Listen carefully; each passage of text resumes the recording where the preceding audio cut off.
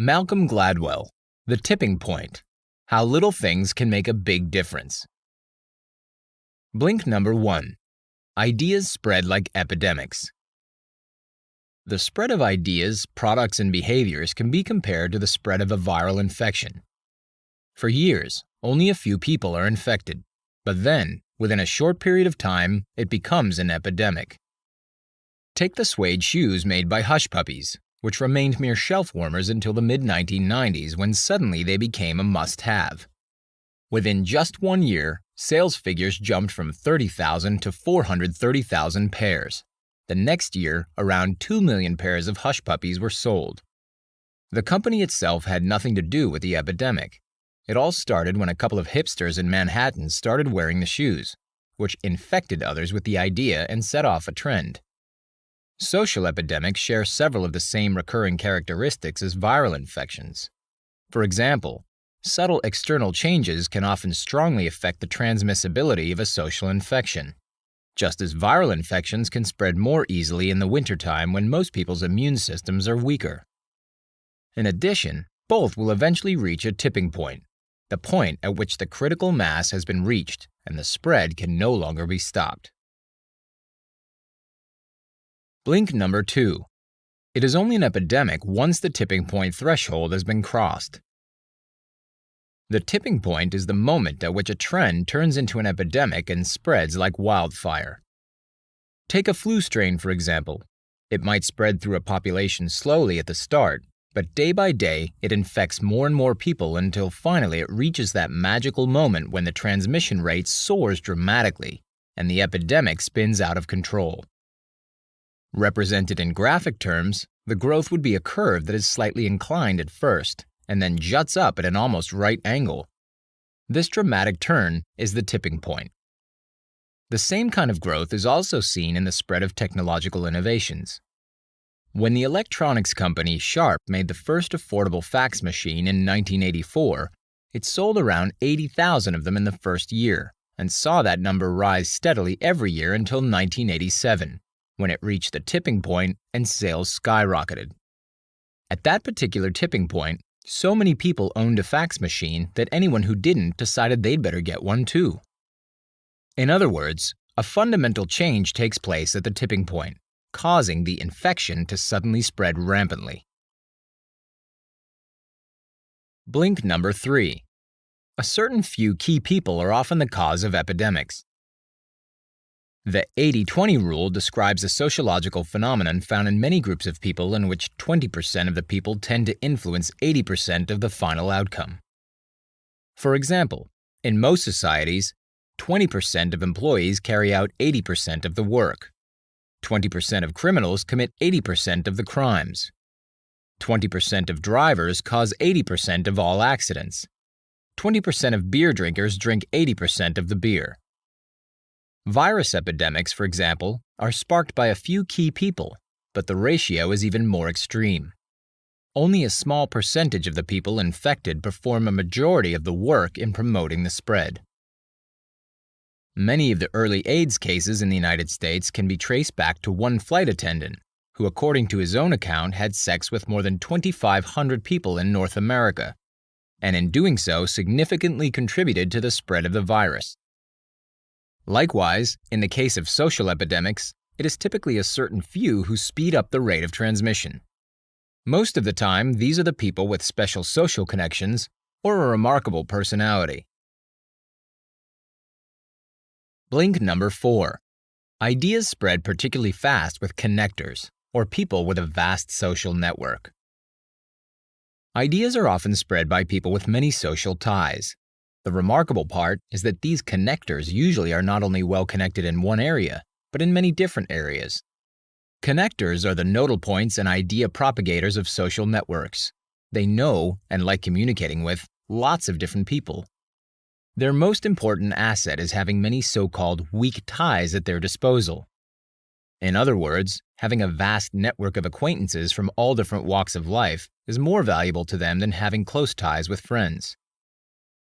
Contacts that transcend social milieus are especially important when it comes to spreading epidemics. If a virus or idea only spread within a closed circle, it would not become an epidemic. That's why connectors with networks made up of people from different social groups are vital to the emergence of epidemics.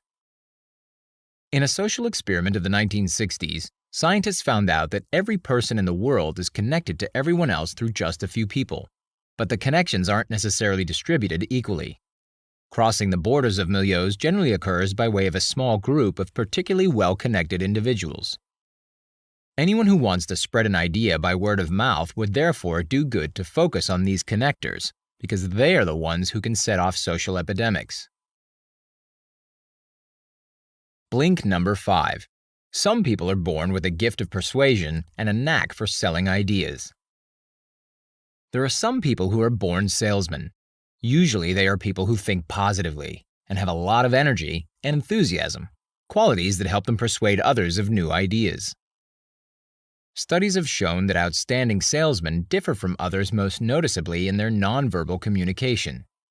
They can feel out the right rhythm of a conversation and create a palpable harmony, thereby establishing a sense of trust and intimacy in very little time. In short, salesmen manage to synchronize themselves with others. Through their nonverbal communication, they get others to perform a kind of dance in which the salesmen set the pace.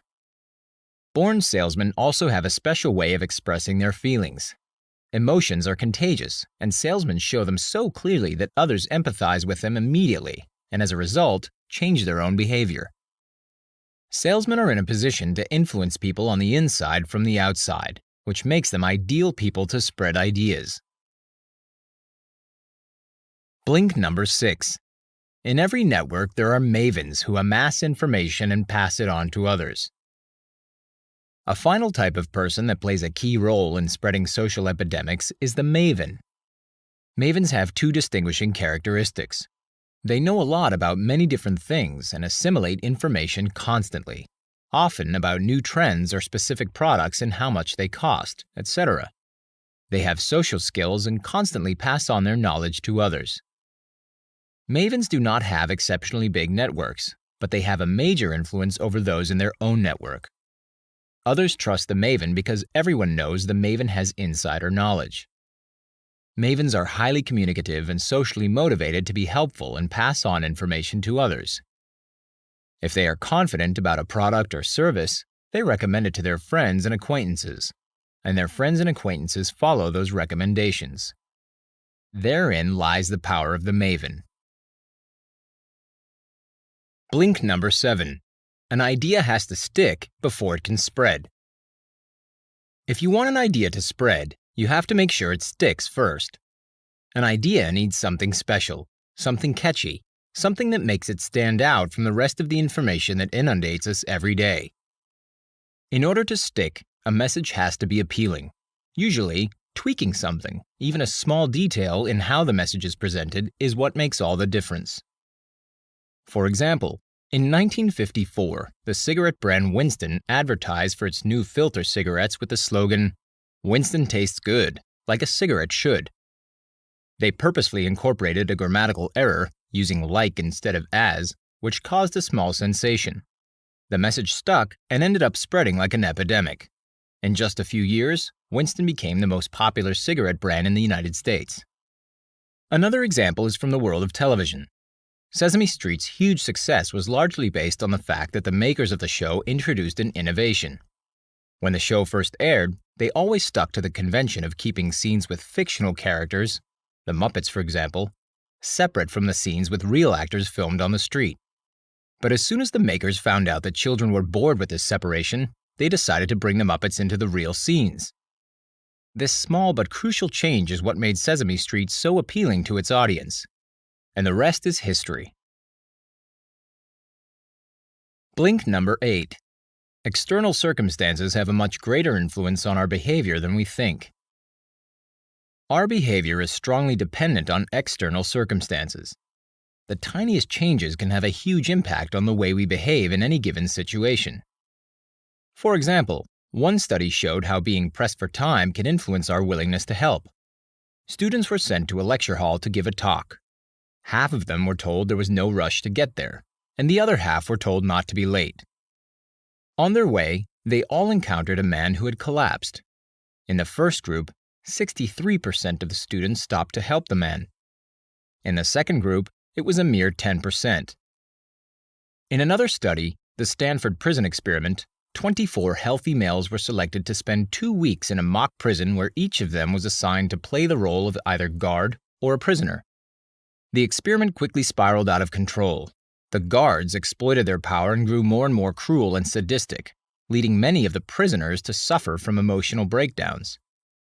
Because of this, the experiment had to be called off completely after only 6 days. The change in their circumstances, despite being a mock prison with artificial roles, turned the participants into completely different people and had a huge impact on their behavior. Blink number 9. Even the smallest changes in a context can determine whether an epidemic takes off. The emergence of epidemics depends largely on external circumstances and can frequently be traced back to small changes. This was apparent to the authorities in New York City when in the mid-1990s the city's crime spiraled out of control. They blamed a number of seemingly harmless details. They thought that things like graffitied subway cars or subway fare evaders going unpunished sent out signals to people that nobody was taking care of the decaying situation, and that anyone and everyone could do whatever they wanted. In order to get a handle on this crime epidemic, authorities began focusing on these more minor details. Graffiti was removed, seemingly overnight, and fare evasion became a punishable crime. By showing zero tolerance for what seemed like trivialities, it became clear to the public that reckless behavior was no longer acceptable. The crime rate dropped rapidly in the following years. The epidemic was reversed thanks to these small interventions.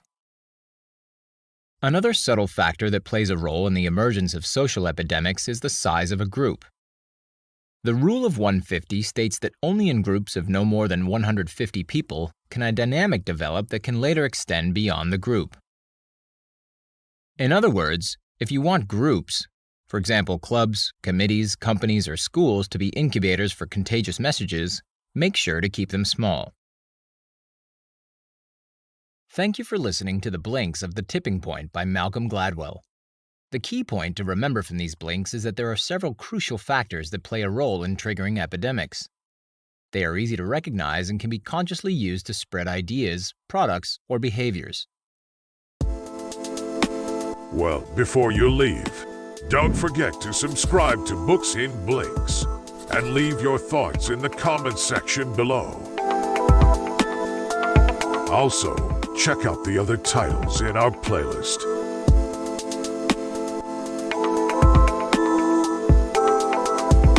I'm Pedro from Books in Blinks, and I hope to see you here again.